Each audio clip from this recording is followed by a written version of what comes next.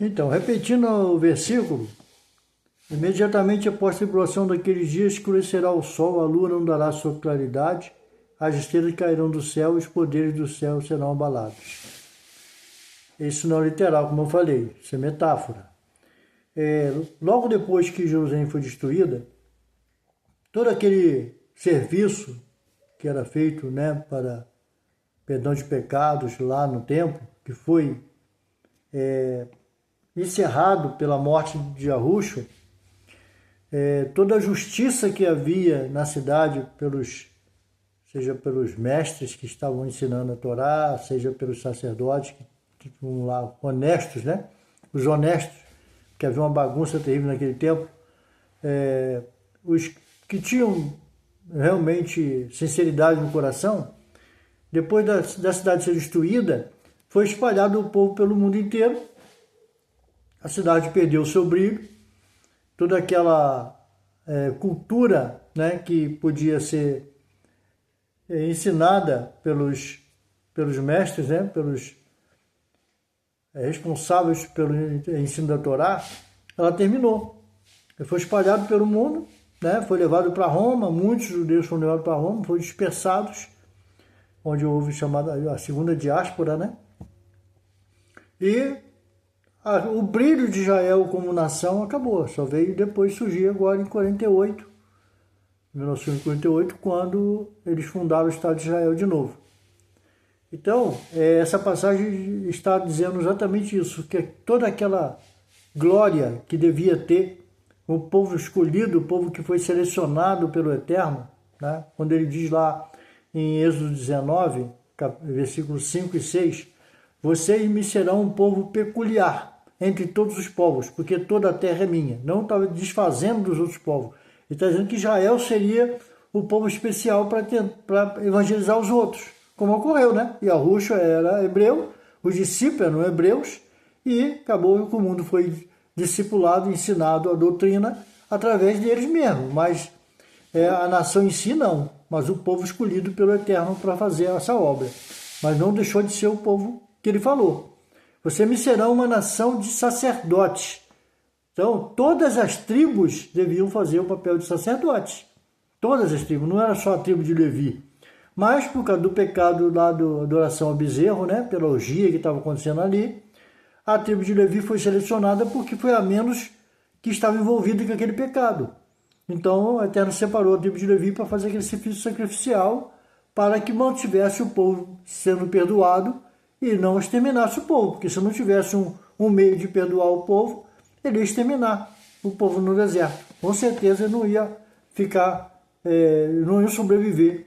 O Eterno ia ter que matar, igual a gente mata barata quando vê a barata. Não tem suja, imundo, então o Eterno naturalmente teria que exterminar o povo. Ele não queria exterminar, ele queria cumprir sua palavra através de Abraão. Então ele fez o santuário para que aquele serviço fosse purificar o povo até a vinda do Mashiach. Seguindo aqui.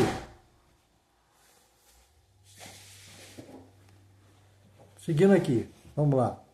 Tem um cachorro, vejo um barulho aqui na porta. Então aparecerá no céu o sinal do Filho do Homem, e todas as tribos da terra se lamentarão, e eles verão o Filho do Homem vindo nas nuvens do céu, com poder e grande glória. Aí você está vendo um versículo que está falando a respeito da vinda de Yahushua, logo depois daquele do sol e da lua. E ele enviará os seus anjos com grande clangor de trombeta, e eles ajuntarão os seus eleitos desde os quatro ventos, de uma extremidade do céu e da outra. Agora aprendei uma parábola da figueira, quando seu ramo estiver ainda tenro e brota as folhas. Sabei que o verão está próximo. Quer dizer, vocês quando veem acontecendo isso com a árvore, vocês sabem que está próximo o verão. E igualmente, quando vides todas essas coisas, sabei que está próximo às portas. Você vê que o assunto fica misturado. Destruição de Jerusalém com a vinda dele. Olha bem. Igualmente, quando vide todas essas coisas, sabei que está próximo às portas. Na verdade vos digo, esta geração não passará até que todas essas coisas se realizem. Bom, uma geração leva 40 anos. Como é que a gente pode isso? Então, Yahushua já veio pela segunda vez. Se está associado ele falar da vinda dele, que os anjos vão se reunir, os escolhidos no céu, né? O comportamento daquele momento, né? O arrebatamento da igreja, não será para o céu, será ao céu. Então, terá que todo olho ver. Então, quando ele levar para o céu as pessoas, todo mundo vai ver o povo sendo recolhido no céu com corpo incorruptível, mas ele vai manter o povo na terra, não vai para o céu. Isso é outro assunto também que tem que ser desmistificado. Quase que eu falei errado, né? Então vamos lá. Na verdade, vos digo, essa geração não passará até que todas essas coisas se realizem. O que essas coisas se realizarão dentro dessa geração? Destruição de Jerusalém. Os apóstolos iam participar desse período, não da destruição lá em si dentro da cidade, que estavam espalhados evangelizando. Mas seria o tempo em que eles saberiam que Jerusalém seria destruída. Então, é aquela geração, os apóstolos passariam por esse caso. Nós sabemos que as escrituras foram pergaminhos achados, rolos achados, né, que acabaram se tornando a Bíblia. Foram tornados em conjunto e formado a Bíblia, que significa biblioteca, né? Bíblia significa biblioteca. E, naturalmente, esses escritores, ou os escribas, ou as pessoas que fizeram a montagem da Bíblia, né, eles podem ter errado a posição dos textos. Pode ter acontecido dele ter misturado? Pode, porque não foram 3 perguntas. Quando se consideram essas coisas, qual é o sinal? O sinal da tua vinda, eu falou da vinda dele, sinal e da consumação dos séculos. Então, a questão das 3 perguntas vão ser respondidas dentro do contexto de Mateus 24 e 25. Mas aqui está dizendo claramente, quando vocês virem acontecer da figueira, papapá, vocês sabem que está vindo o verão? Também quando começar a acontecer essas coisas que eu estou vos falando, está perto da porta, quer dizer, a destruição de Jerusalém. E aí a vinda dele, ele vai dizer o quê? O céu e a terra passarão, mas as minhas palavras não passarão. Quer dizer, vai se cumprir o que ele está dizendo. Mas daquele dia e hora nenhum homem sabe, nem os anjos do céu, mas unicamente meu Pai.